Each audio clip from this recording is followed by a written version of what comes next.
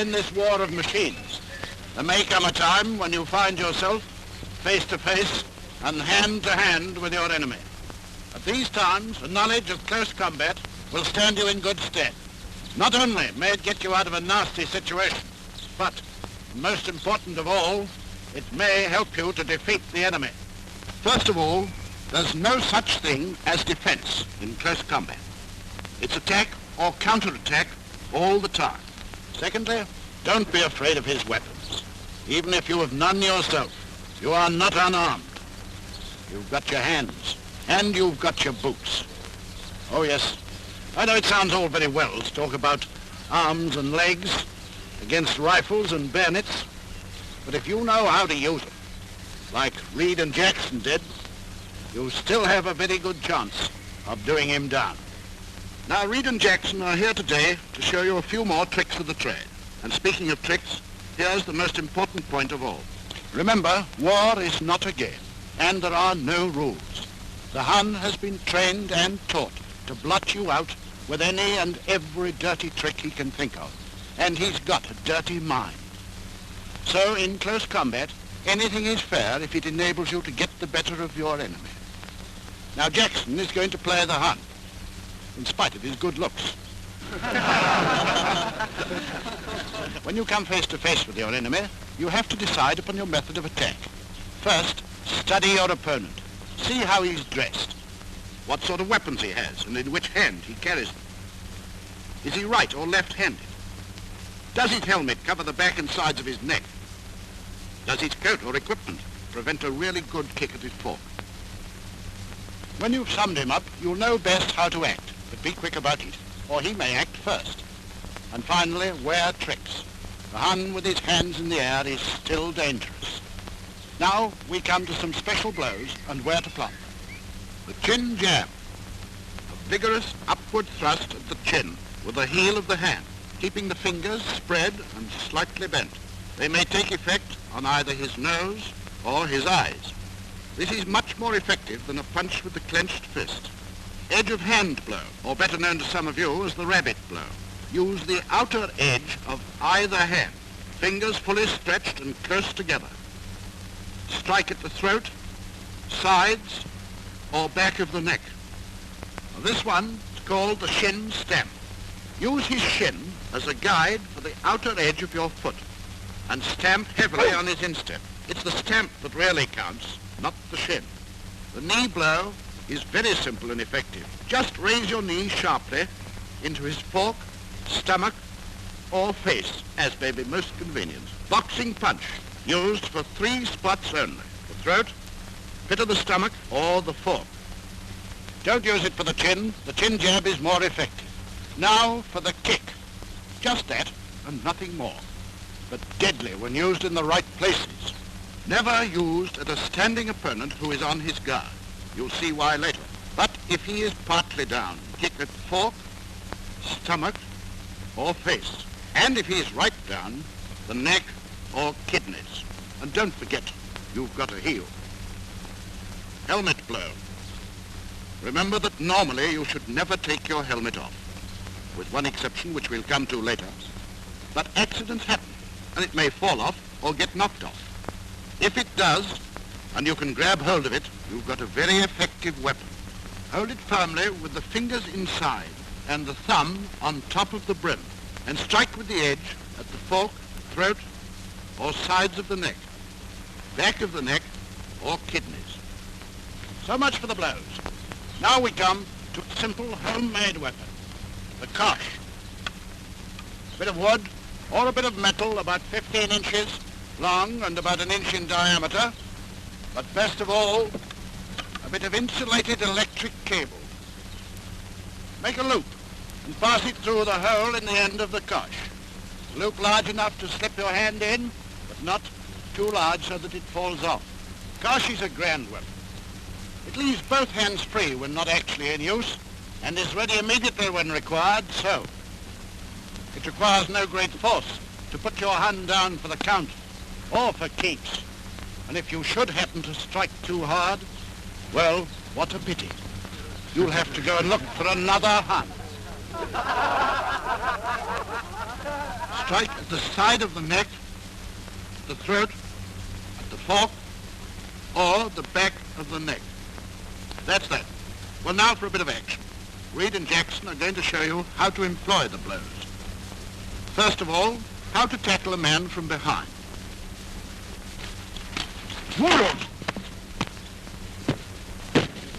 I expect you're wondering how it's done. Well, let's see it in slow time. Creep up silently. Fling one arm around his neck so as to bring your forearm hard into his throat. At the same time, knee him sharply in the backside or back of the legs with the opposite knee. Right arm round, left knee up. As he begins to topple, put your free hand over his mouth to keep him quiet. The moment he's down, strike with any of the blows. Sorry, Jack. A word of caution. You can only hope to approach silently over grass, sand, or a smooth surface. You cannot expect to do it over gravel, debris, or broken ground. If you do make a noise, and your opponent begins to turn, you must go on. A rugged tackle, at the back of his knees. He's bound to go down, and you jump on him and lay him out. Now, what to do when you're attacked? You have no weapon, and the Hun comes at you with a rifle and bayonet. Don't shoot, I've got the papers. Don't shoot.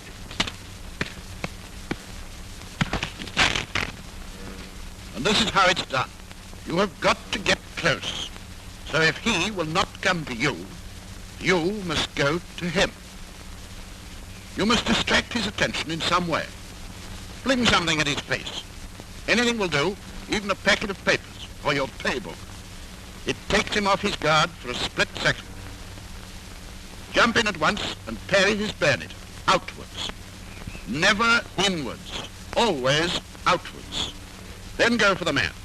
Strike with the edge of hand and follow with kicks or other blows. Now, how to deal with a man armed with a pistol. I've got my hands up. Don't shoot now. Sorry, Jack. Once again, you must get close. As soon as the pistol point is within a few inches of your tummy, keep your eye fixed on his and speak to him. Say anything. It doesn't matter what. He probably won't understand. The fact of speaking will distract his attention. The moment you are ready, swing round and sweep the pistol hand outwards with your nearest arm. If his pistol is in his right hand, your turn must be to your right, and your left arm used for the swing.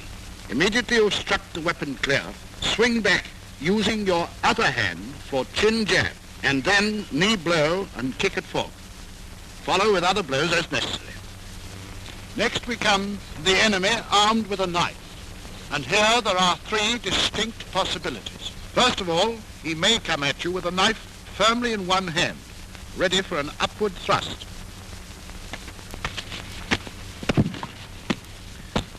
As the hand comes upward in the thrust, meet it with your opposite forearm to break the blow. Follow on as before. In this case, he approaches in a crouch, passing the knife from hand to hand so that you don't know which he is going to use for the thrust. This is the one time when you can remove your helmet. As he strikes, thrust the helmet onto his arm. Follow on at once. Lastly, if he is a complete novice, he may come holding the knife ready for a downward stroke. As he strikes downward, meet his forearm with your own edge of hand. At the same time, punch at tummy or chin jab. Then proceed as usual.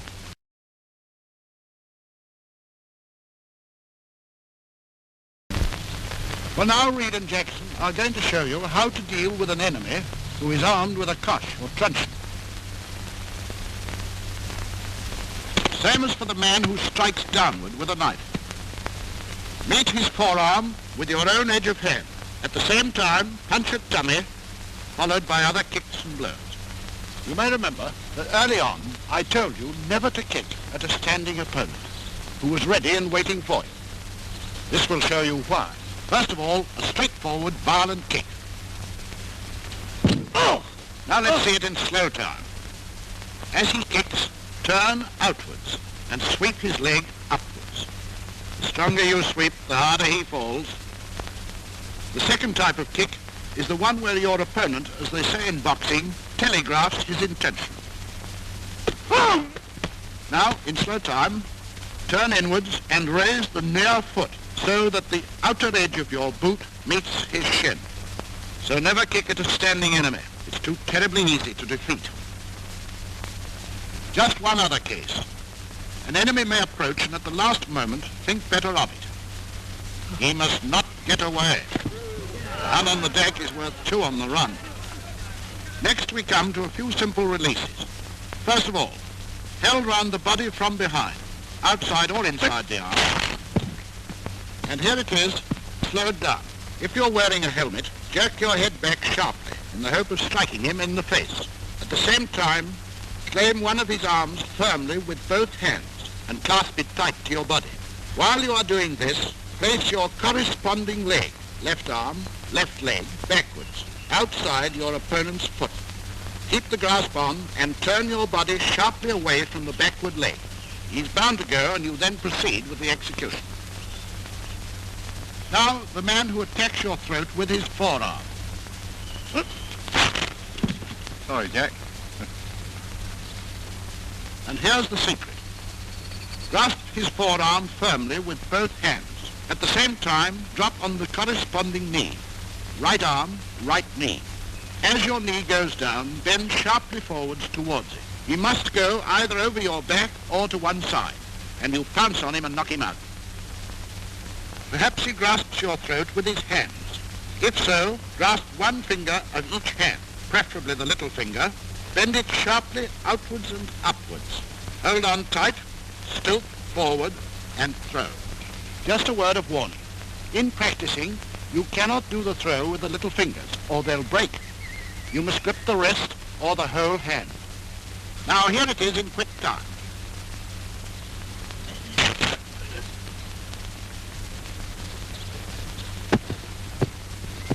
When you've laid the enemy out, if you want to secure him as a prisoner, you should know how to truss him up. Take a piece of thin cord, telephone cable or electric flex, and secure his thumbs together behind his back. Don't put the thumbs together. Secure one thumb first, and then make the other fast to it. Now bend one leg over and place the ankle behind the knee of the other leg. Then bend that leg towards you and secure the ankle firmly and as close as possible to the thumbs. If you have no thin cord or wire and have to use rope or strap, you cannot tie his thumbs together. In that case, you must lash his wrists. Remember, the same rule applies. Make fast to one wrist first and then secure the other to it. After that, you proceed with the ankles as before. If you still have spare end, take a turn round his neck. All taut and secure. If after getting your man down, you wish to hold him down for a while, maybe you have no cord or rope, do it like this. Turn him face downwards. Sit astride the small of his back with your back towards his head. Put one ankle behind his other knee. Bend the leg back towards you and sit back holding onto the upper foot. If he gives any trouble, you just pull on that foot and he'll soon back up. Lastly, we come to a problem which may easily confront any of us. How to march a prisoner and what to do if you yourself are being marched away as a prisoner.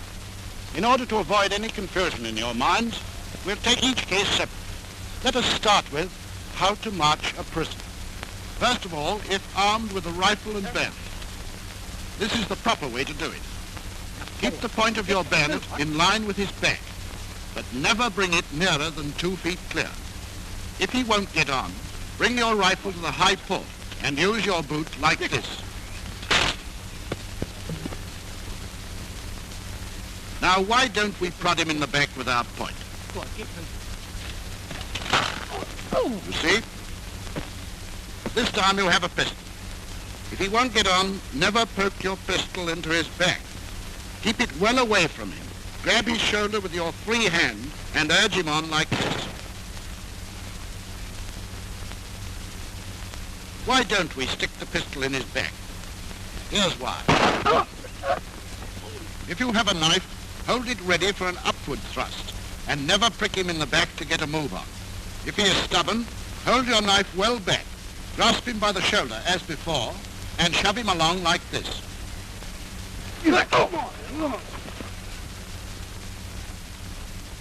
Why don't we prick him on? Here's why. Jackson getting some of his own back now. With the cosh, grab the shoulder as before, and keep the cosh well back, ready for this. If you hold it over his head, this will happen. You will note that in all those cases, the important thing is to keep your weapon ready for immediate use and well clear of the prisoner. Remember that, because now we're going to see what to do if the tables are turned and you are the prisoner. There are two things you must do. You must note very carefully in which hand your enemy is holding his weapon. And secondly, you must make him urge you on with it. Sorry, Jack. The moment you feel the bayonet point at your back, swing round. At the same time, beat your nearer arm downwards to parry the rifle outwards. Follow up with edge of hand blows and kicks. Here's what to do if your enemy has a pistol.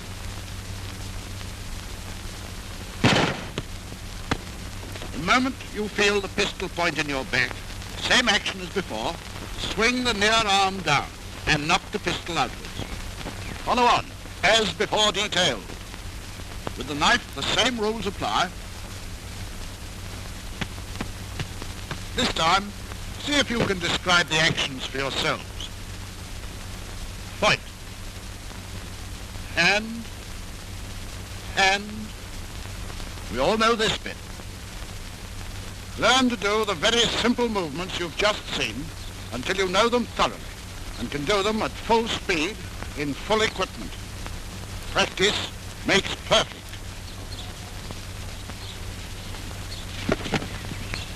Smaller front rank and stick him up, yeah. Up hand, stand by, swing, and turn. Now, kick, kick, kick. That's right, move. Up. The essentials of close combat are speed, determination, and ruthlessness. Go all out. As Shakespeare says, be bloody, bold, and resolute.